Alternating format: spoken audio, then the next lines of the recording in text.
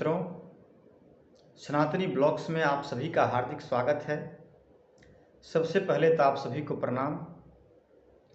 और जीवन के कुछ क्षण ऐसे होते हैं जब प्रतिकूल परिस्थिति में भी धैर्य रखने से और अपने लक्ष्य के प्रति अनवरत प्रयास करने से और कुछ सकारात्मक चीज़ों से सीख लेने से हमारे जीवन में कब सकारात्मक बदलाव आ जाए और हमारा स्वप्न साकार हो जाए, यह कोई नहीं जानता।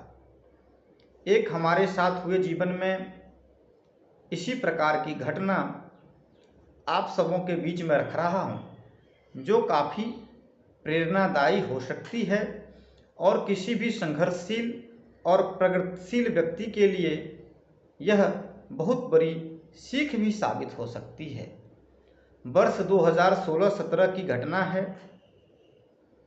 मैं निकोबार द्वीप में सेवा में कार्यरत था और वहाँ पे एक आदिवासी मूल के संघर्षशील युवक जो 10वीं पास नहीं कर पाए थे अपनी परिस्थितियों की वजह से और मजदूरी करके अपना गुजर बसर अपने परिवार का गुजर बसर करते थे।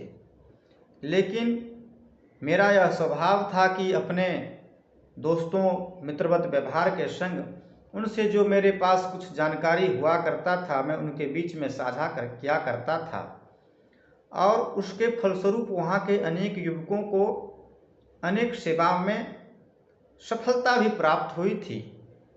लेकिन दुर्भाग्य की बात यह थी कि वह जो मित्र थे वह 10वीं पास नहीं कर सके थे, जिससे वह किसी भी परीक्षा में बैठने में सक्षम नहीं हुआ करते थे। अचानक कुछ वर्षों बाद मुझे वह मिले और बहुत ही उत्सुकतापूर्वक वह अपने मोबाइल में मुझे कुछ दिखाने लगे। और खुशी की बात यह थी कि उन्होंने 8वीं पास पर एक भर्ती निकली हुई थी टीए आर्मी में ट्रेडमेंट्स की, जिसका फिजिकल उन्होंने क्वालिफाई कर रखा था। और उन्होंने अति उत्साह में आकर के हमें यह सूचना दी और उनको यह आभास हुआ कि मेरा ट्रांसफ़र कहीं और हो गया। लेकिन जब हम मिले तो उनमें एक आशा की किरण मेरे मिलने से हुई और मैंने भी उनको अपने स्तर से सहयोग करने की पहल की।